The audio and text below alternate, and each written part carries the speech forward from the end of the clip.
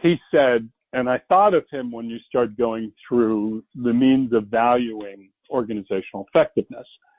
He would add to the list, beyond the accounting-based, market-based, reputational-based, he would add to that list the intellectual assets of the organization. He said, herein lies, in the information age, herein lies where the real value is in any organization.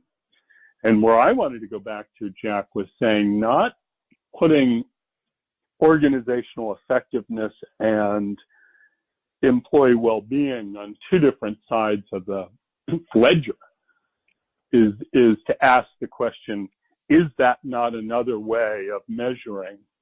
Is an organizational well-being an extremely viable way of, just as the accounting methods are, of measuring organizational effectiveness? Yeah, I think it could be. It would, yeah, I think it could be.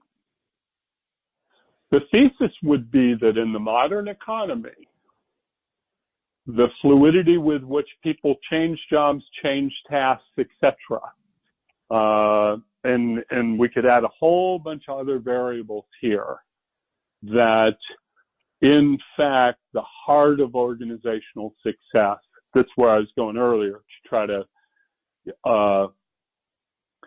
you put the egg before the chicken, or whichever way it may go, but the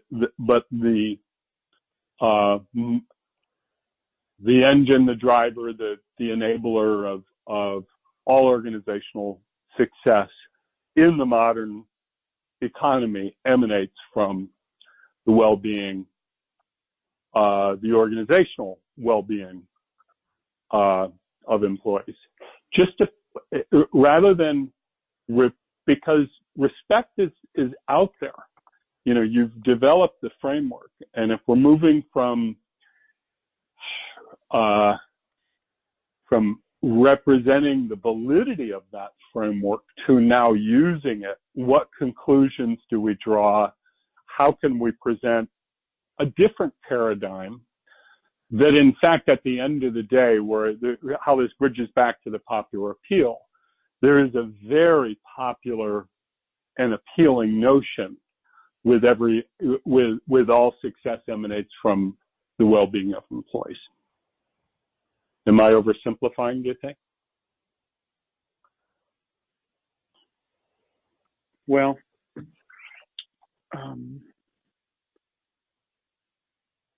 maybe. It's almost like a regression equation. I would look at it from the standpoint of variance explained.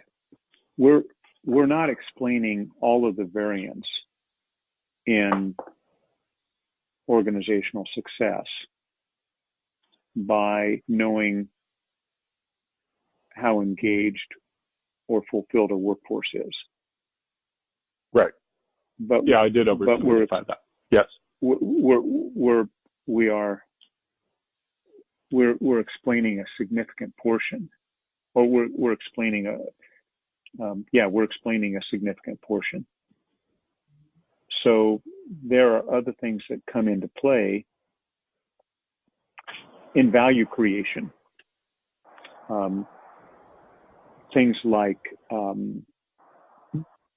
think you could argue that value creation is highly related to the quality of your product and service, the orientation you have toward your customer, your emphasis on innovation, maybe even the diversity of your workforce, but certainly the